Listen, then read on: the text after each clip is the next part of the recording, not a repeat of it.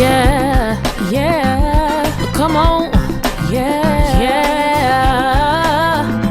When you wake up in the morning and you need a little boost, Leslie Hudson has a cup of inspiration just for you. What an awesome way to start your day on Mocha Chocolate Mondays. On Mocha Chocolate Mondays. Hello, this is Leslie Hudson on the Mocha Chocolate Monday show. How you guys doing today? I hope all is well. I am at Reggie's on the beach in Chi-Town, Chicago. And today's segment of Mocha Chocolate Mondays, we're going to be talking about breast cancer in men. Yeah, that's right. I know a lot of you never heard of that, don't know, didn't even know that that existed. But actually, the American Cancer Society projects that 1 in 833 men are diagnosed with breast cancer, and over 2,600 in the year of 2021 will be diagnosed. Isn't that something? 1 in 833. Well, today I have Mr. Quann Jackson here. He is a breast cancer thriver. Yes, he is. Look at all these muscles over here. So he's going to talk to us a little bit about our journey and just bring awareness to breast cancer awareness in men, because a lot of people just don't know. They think that it only happens in women. And this year I am celebrating 15 years of being breast cancer free. So hallelujah, praise God, right? So today the focus is on men. So Quann Jackson, tell me a little bit about yourself. Good meeting you, Miss Leslie. I grew up in New York, 1975. I'm 46 years old. Virgo. All right. I moved from Chicago. Moved from New York. Here in Chicago now. I have 2 beautiful kids, and I'm living. All right, you living the life. So from New York, and you came to Chicago. What brought you to Chicago? I found love at one point, and we broke up, unfortunately, and then I stayed here because I fell in love with Chicago, and I have 2 beautiful children from other relationships, and I'm happy. Okay. All right, that's what's up. Yeah. So, Quann, now, when were you diagnosed with breast cancer? Okay, so actually, I did not officially go in when I saw the signs. And what were the signs? What signs did you have? I was urinating blood. I had headaches, like constant headaches, back pain. Soreness around my left pectoral muscle. Yeah. I was just in pain constantly for like a year before I went in to go to the hospital. Right. Yeah. That's a long time to be in pain, you know. So you were doing what a lot of men do, don't go to the doctor, right? Yeah. So basically, in my past experience with going to the doctor, I didn't have the best experience. So a lot of African American men and women, sometimes we don't get the special treatments like everyone else. So we are discouraged to go and tell a doctor or anybody what's going on with our bodies. So we try to use natural remedies or over-the-counter drugs to help it. I mean, it did subside the pain a little bit, but it just came back with a vengeance. Okay. So after 1 year of being in pain, you know, blood in your urine, pain in the pectoral, you know, all of those things, you go to the doctor, and when you heard the words, what did they say and how did you feel when they told you? Well, you know, I was scared. I was numb, and at the same time I was going through a nasty separation and a divorce from my second wife. So it was about focusing on my health instead of renewing or trying to fix this relationship. Right. Mentally, I had to be strong and become a warrior for myself and advocate for myself. And I was just trying to empower myself, you know. Yeah, at that point you were in survival mode, self-first mode. Yeah. Everything else had to go to the back burner, right? That's true. I became selfish in a way. And as we should. Yeah. As we should. Yeah. So you get the news, you're numb. What was your regimen of treatment? What did they do? Okay, so the first thing they wanted to do was, well, let's have this conversation. The oncologist, the radiologist, we sat in a room that was extremely hot, and it was in the basement where the radiologist was stationed at. And my oncologist walked in, and no one told me that we were going to have a kumbaya meeting. And they told me that the oncologist spoke the whole time. He said, listen, you have stage 3 male carcinoma of breast cancer, which is very rare. The word carcinoma alone scares me. And I quote from the oncologist, this is what he told me. And I was like, why? He said carcinoma is very aggressive cancer and you'll die within 6 months to a year if you don't receive this treatment at all, which is the radiation, the pills, and the chemo. Okay. And because of the fact that I allowed myself to go through this pain for a year, and then that's when the cancer lump started getting bigger and bigger, I was reaching stages. Okay. Yeah, so I was already at stage 3 from 0 to 3, and I didn't even know it, you know. And here you are today, 4 years later. 4 years later, in remission, almost a year now. Yeah. That deserves a hand clap. I hope you clapping with us as well, because that's huge to be diagnosed with stage 3, African American male, which is very rare. And wow, so was the cancer DCIS? Was it in the lobes or? There was some lymph nodes that they'd taken out under my arm, and yes, and that means that it's there. And they were like, son, you need to get this treatment. So I was reluctant to do actually Taxol chemo, which is the highest level chemo. It was 3 hours, 26 sessions for 3 hours. And I'm Cuban, black, Panamanian, and white. So they told me my hair will never be the same. Okay. So basically I would not have that curly look anymore like Sammy Sosa or whatever. But the hair thing was not that important to me. It's just the fact that it's a choice to be bald and a choice to grow it out, you know. So basically just the procedure of going through the process and then doing radiation, it was a scary moment because me being a former foster kid, you don't know your family history of your medical, you know. So I met my grandmother before she passed away, and I spent like 15 good years with her, but she hid the fact that she had breast cancer, and it came back twice for her. So she had a lumpectomy, and then she had a mastectomy, and then she passed away. Oh, I'm so sorry to hear that. So sidebar into that, what you're talking about in regards to knowing your history and being a foster kid and not knowing your past. And you know, that's just like for me as well. I didn't know my dad. So there's another history someplace, right, that you're not aware of. Yeah. Okay, so you're going through the treatment. You've been in remission now for almost a year now. Almost a year. So I know that, you know, when I see you and your positive motivation on social media, you always Alpha Cancer, right? So when did you first start saying that? I was in the hospital by myself in these four walls and a door, and I thought two things: I can either walk out and just go home without even going through the treatment, because when they spoke to me about it, I was scared. At that moment they said, well, we're going to leave you in the room, just think about it, this is what you're going to have to do, let us know. And at the same time I said to myself, within less than 30 minutes, I'm not going to let cancer take my life. I'm not going to let cancer destroy me mentally and physically.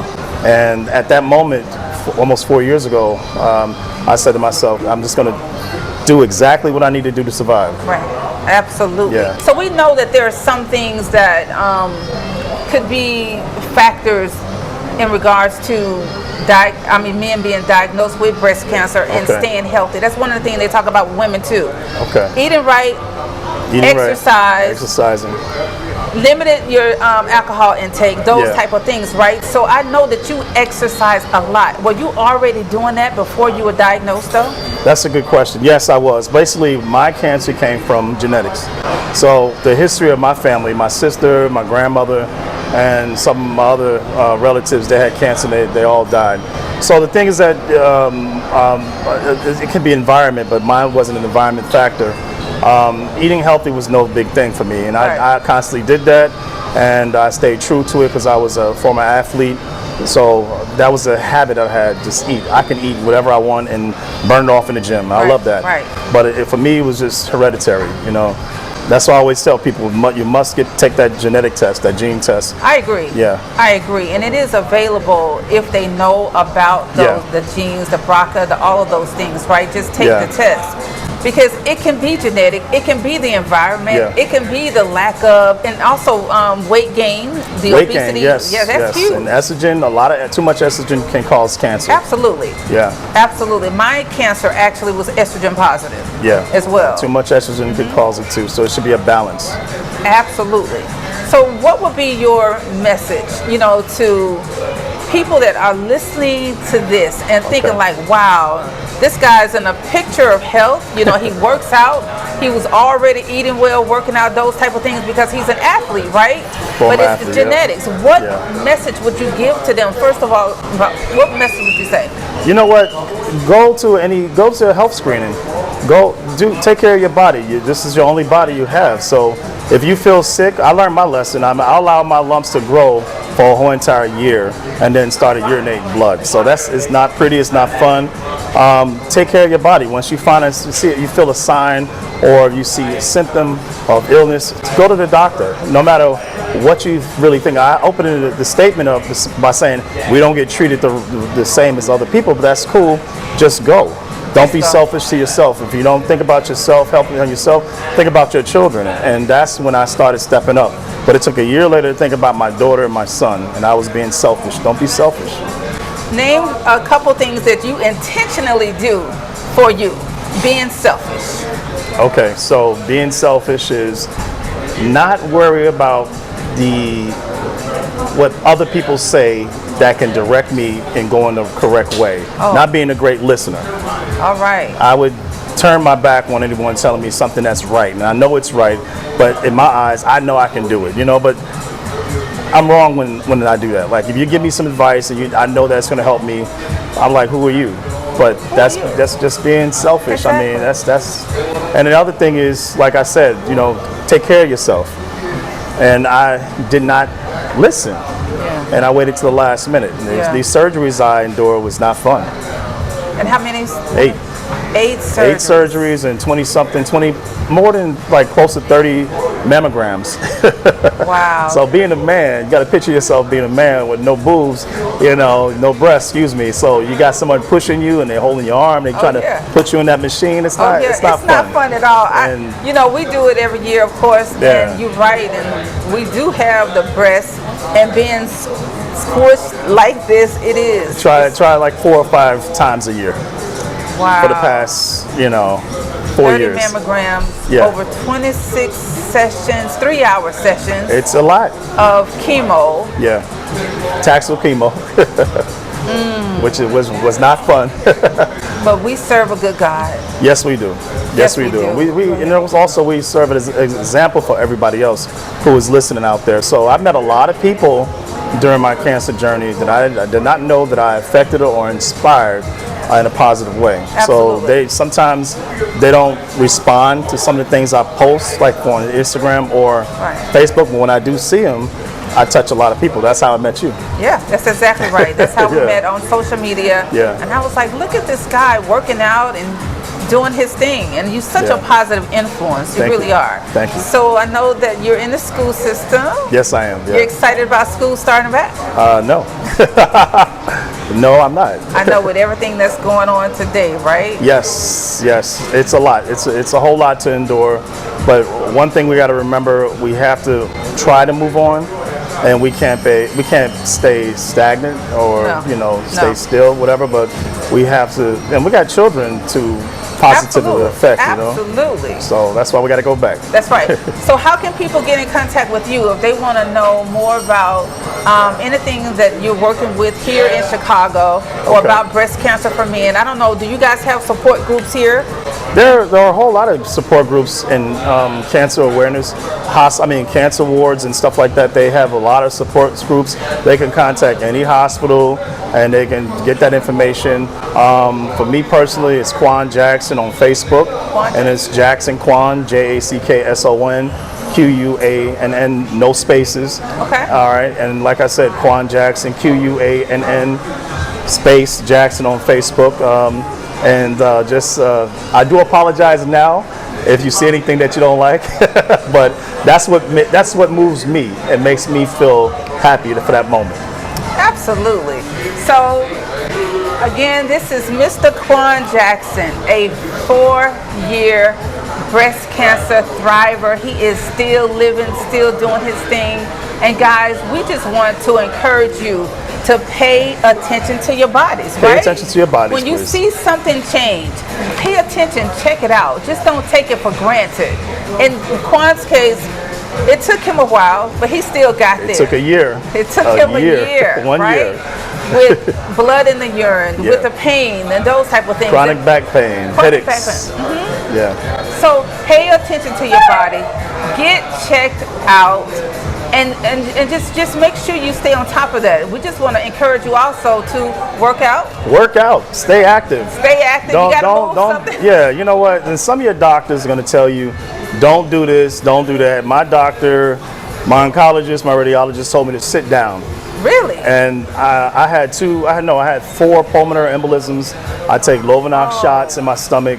I passed out a lot, but I still, they say, well, some of them say, if you were not working out or staying active and doing some of the things that you do, I mean, I was squatting 400 pounds, I was deadlifting 500 pounds during my surgeries and stuff like that. Stay active.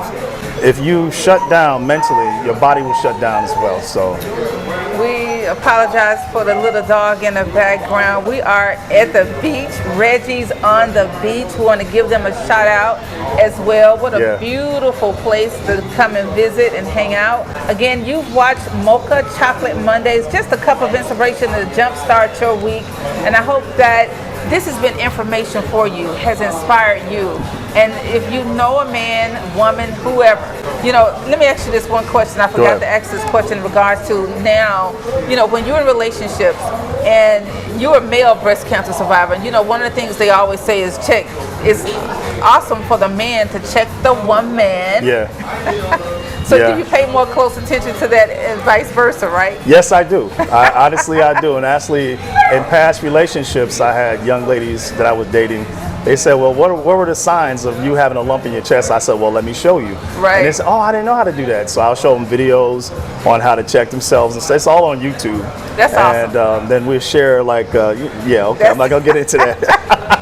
That's awesome. So men check your women and women check your men, all right? Exactly. Because both men and women can have breast cancer. It can be genetics or not, but you just pay attention to your body. So again, I'm Leslie Hudson. This is Quann Jackson. Thank you so much for joining us on Mocha Chocolate Mondays, and be blessed. Yeah, yeah, come on, yeah, yeah. When you wake up in the morning and you need a little boost, Leslie Hudson has a cup of inspiration just for you. What an awesome way to start your day on Mocha Chocolate